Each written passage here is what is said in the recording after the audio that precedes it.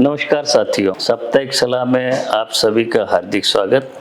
साथियों, इस साल जो हमारी सोयाबीन की फसल लगाई गई थी, वर्तमान में लगभग 70 दिन से लेके 80-85 दिन तक की हो गई कुछ खेतों पे, जहाँ पे बहुत पहले से बोनी की गई थी। और खबरें तो ये भी आ रही कि मध्य प्रदेश की मंडियों में नई सोयाबीन की आवक भी शुरू हो गई है, लेकिन अधिकतर किसानों के खेतों में सोयाबीन की फसल अभी भी जो दाने में भरने की स्टेज पे है, परिपक्वता की स्टेज पे है। इस समय पे किन कीटों या रोगों का प्रकोप जारी है या हो सकता है और उसका नियंत्रण किस प्रकार से करना चाहिए, उसके अतिरिक्त और क्या चीजें हमको ध्यान में देना है, इन्हीं बातों के ऊपर चर्चा करेंगे आज की इस साप्ताहिक सलाह में। तो साथियों, जैसे कि पूर्व में भी आपको बताया गया है कि तंबाकू की इल्ली का प्रकोप हमारे सोयाबीन की फसल पे देखा जा रहा है और इसका नियंत्रण करने के लिए कई प्रकार की रासायनिक दवाइयां हमारे पास में उपलब्ध है और जिनको की केंद्रीय कीटनाशक बोर्ड द्वारा अनुशंसित किया गया है। इस समय पे इन दवाइयों की सूची देख रहे हैं, आपको ये करना है इनमें से कोई भी एक दवा लेना है और उसका अपनी फसल पे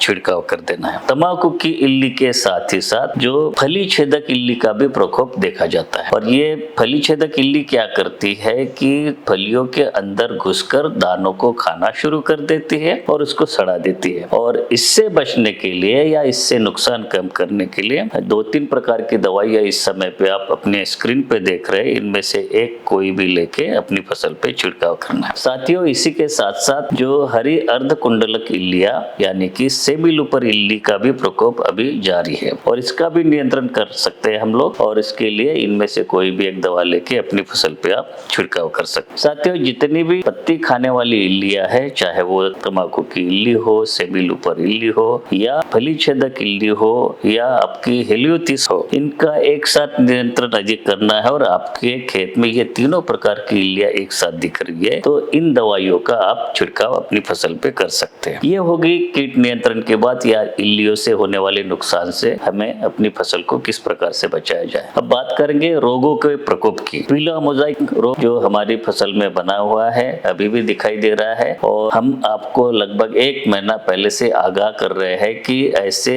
अगर रोग आपका लक्षण आपके खेत में दिखाई देता है तो शुरुआती अवस्था में ही ग्रसित पौधों को अपने खेत से बाहर कर दें और इसका वाहक है सफेद मक्खी या सफेद मच्छर, जिसको आम भाषा में लोग कहते हैं, उसको नियंत्रित करने के लिए रासायनिक कीटनाशक का या कॉम्बिनेशन दवाइयां जो आती है उनमें से किसी एक लेके छिड़काव कर ले। साथ ही साथ जो येलो स्टिकी ट्रैप यानी पीली चिपचिपी पत्तियां को खेत में लगाना है। यदि आपके खेत में ये प्रारंभिक अवस्था में है तभी आप कर सकते हैं। यदि इसमें बहुत मात्रा में ये तादाद में आ गया है रोग तो अब कुछ करने की कोई गुंजाइश बाकी नहीं रहती है। तो आपको सलाह है कि यदि आपके खेत में प्रारंभिक अवस्था में है तभी इसका नियंत्रण करें। एंथ्रेक्नोज नाम की जो बीमारी है वो भी हमारे सोयाबीन की फसल में दिखाई दे रही है और लक्षण तो आपको पता ही है, कई बार बता चुके हैं। कालापन आ जाता है पत्तियों पे, तने पे और इसको नियंत्रित करने के लिए जो फफूंदनाशक है वो इस समय पे आप स्क्रीन पे देख रहे हैं, कोई भी एक लेके अपनी फसल पे छिड़काव करना है। इसका भी वही है कि अगर प्रारंभिक अवस्था में हम लोग करते हैं तो इसको आसानी से हम नियंत्रित कर सकते हैं। इन 2 बीमारियों के साथ ही साथ राइजोक्टोनिया एरियल ब्लाइट भी जो फफूंद जनित रोग है वो भी अपनी फसल पे नुकसान करता है और कई क्षेत्रों से इसके बारे में समाचार प्राप्त हुए हैं। आप इस समय पे देख रहे हैं इसके लक्षण अपने स्क्रीन पे और इसको नियंत्रित करने के लिए जो रसायन है फ्लुक्सा पायरोक्साड और पायरोक्लोस्ट्रोबिन का पूर्व मिश्रित एक कॉम्बिनेशन है, इसको आप कर सकते हैं या इपिक्साकोनाजोल और पायरोक्लोस्ट्रोबिन है, इसका भी आप अपनी फसल पे छिड़काव कर सकते हैं। साथियों, रोग और कीट नियंत्रण के साथ साथ अपनी फसल में अन्य उपाय भी आपको अपनाना है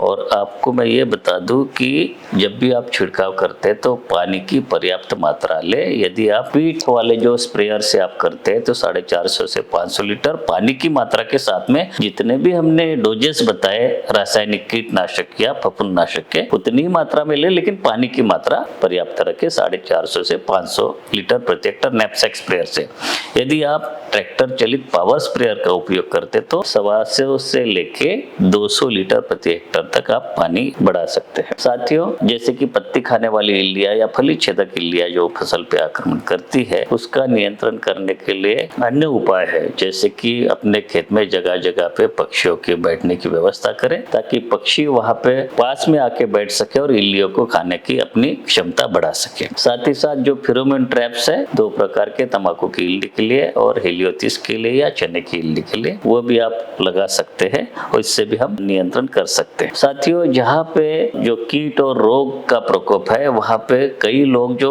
कॉम्बिनेशन ऐसे बना लेते कि एक कीटनाशक भी डाल देते, फफूंदनाशक भी डालते हैं या 2-2, 3-3 दवाइयां एक साथ डाल देते हैं। तो जब तक जिसकी कोई अनुशंसा न हो या आपका अगर पूर्व अनुभव नहीं हो, तब तक ऐसा ना करें, अन्यथा हमारी फसल में नुकसान होने के चांसेस हो सकते हैं। साथियों, उन्हीं रसायनों का उपयोग करें जो कि केंद्रीय कीटनाशक बोर्ड द्वारा अनुशंसित किए गए हो, और जहाँ पे आप अन्य उपाय अपना सकते हो जैविक कीट नियंत्रण के, तो उसके लिए इस समय पे आप देख रहे हैं बैसिलस thuringiensis या बिवेरिया बैसियाना या न्यूमेरिया रिले, ये जैविक कीटनाशक है। 1 लीटर प्रति हेक्टेयर की मात्रा के साथ में अपनी फसल पे छिड़काव कर सकते हैं और ये आपको लगातार प्रत्येक सप्ताह में आपको करना पड़ेगा। तो साथियों, ये थी इस सप्ताह की साप्ताहिक सलाह। मिलेंगे अगली बार, तब तक के लिए आज्ञा दीजिए। नमस्कार।